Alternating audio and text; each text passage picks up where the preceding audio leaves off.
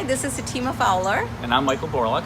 And we're partners at Capstone IT and co-founders of TreasureCoastTop100.com.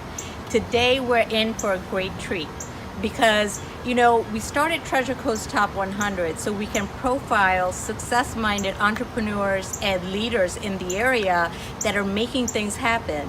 And in these short 10-minute videos, we're going to get right to the point how Scott Fay, President, CEO of Root Landscaping, how he's making things happen, and he is awesome, and you guys are in for a treat. So Scott, there are lots of landscaping companies. There's no shortage, but yours, your truck is everywhere. You can't miss it, and yours is one of the premier landscaping companies. You're doing some things right, obviously. What would you say is the greatest factor to the success of Root Landscaping? Well, I'm so glad we have 2 or 3 hours to talk about this. What would you say in 10 minutes? Oh, okay. Well, there's several people. Our founder, Roy Rood, started in 1946. So I can't sit here and pretend that this all happened because of me. My business partner, Tom Balling, and I have been together for 12 years. And then there's a whole host of people that make this possible. So when you ask the question, I think about the people. Because anybody can buy trucks and plants and shovels and backhoes and loaders, but it's the people that really makes the difference. So what do we do with the people? And when you ask the question, I think one of the things that is so special about Root Landscape is what we call our company culture. Culture is sometimes misunderstood, but it's seldom valued at being as important as it is. Here's what I mean. If character is how somebody behaves when no one's watching, if that's what your character is, then culture is to an organization the way people behave when no one's managing. If character is who you are when no one's watching, then culture is how the organization behaves when no one's managing. So the idea is culture is really who you are.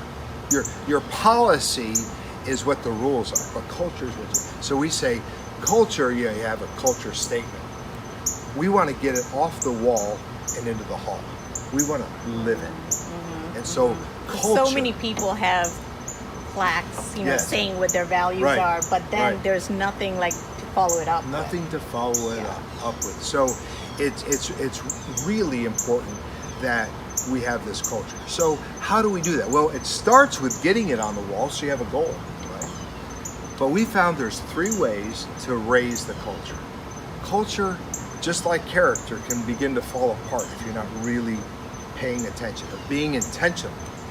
So there's 3 ways to lift culture.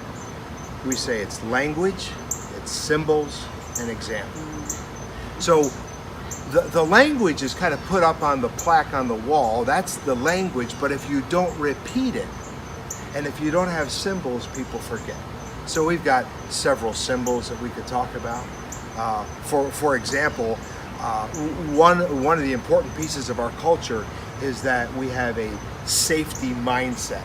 We don't have a safety program. We have a safety mindset. And in order to do that, then our safety trainer and leader, Jeff Davis, is out there every morning at 6 o'clock in the morning at the front gate with our safety car with flashing lights, and he's wearing his safety clothes, and there's cones. So when guys come in, right away they're encountering a very intentional safety. It's almost like a crossing guard at the school, but it's exceptional. It's extraordinary. And what we're doing is we're putting that symbol right in front of you. That's an example of symbol. So it's constant reminder. It's a constant reminder. Symbol, language, and example. And the reminder part, with the example, we say it takes a lot of repetition. I agree. All right, so you got the culture piece.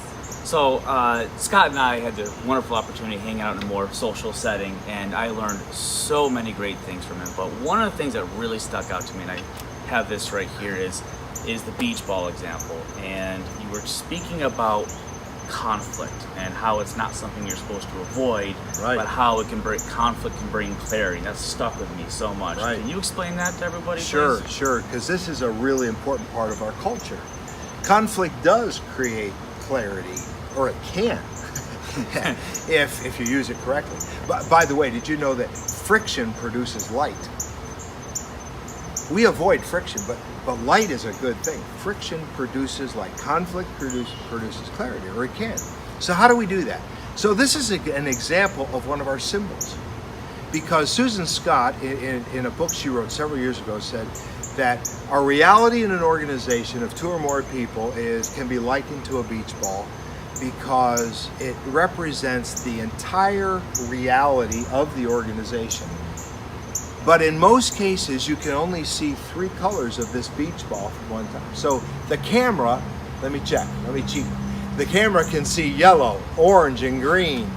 But I can't see that when the ball's like this. I see red, blue, and white. Right. And Michael, what colors do you see? And I'm seeing the blue, white, and green. But you're not seeing the red.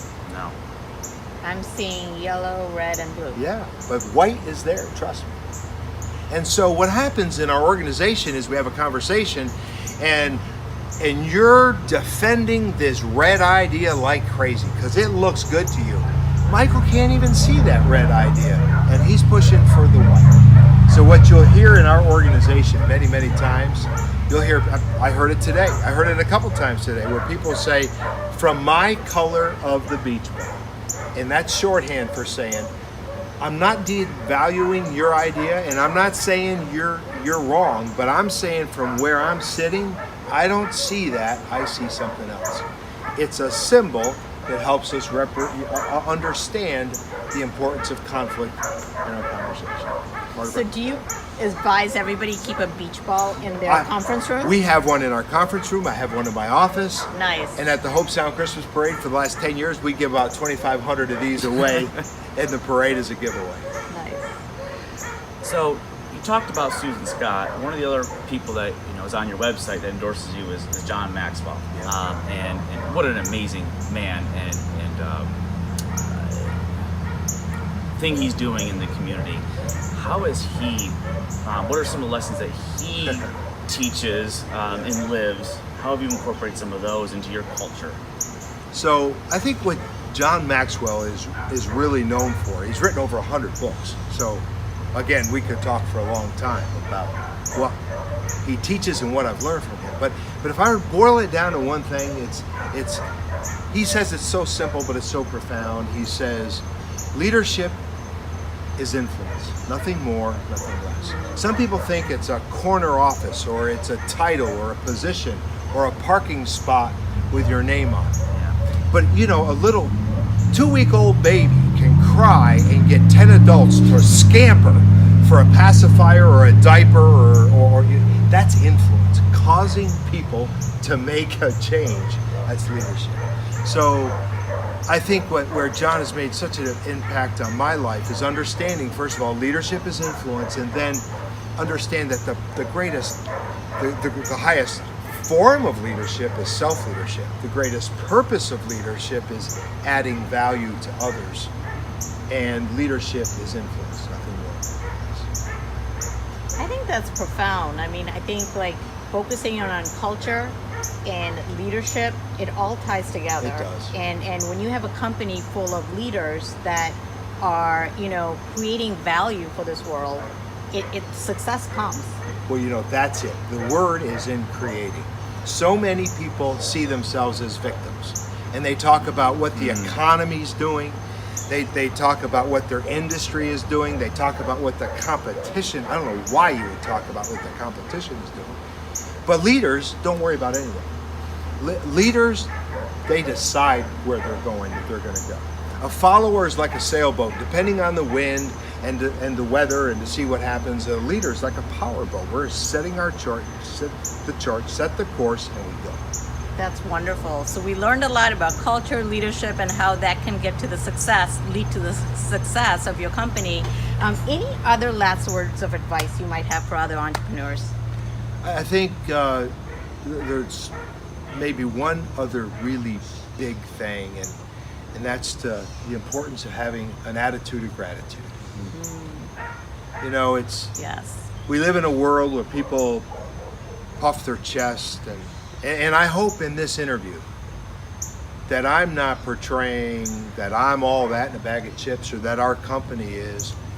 We're blessed. We're blessed to live in an incredible part of the world, and amazing country, an amazing state, an amazing community here in Martin County, and the clientele we get to serve, and the team of people that choose to come to work with me every single day. And so, for me, I've got a lot to be grateful for, and I think we all do.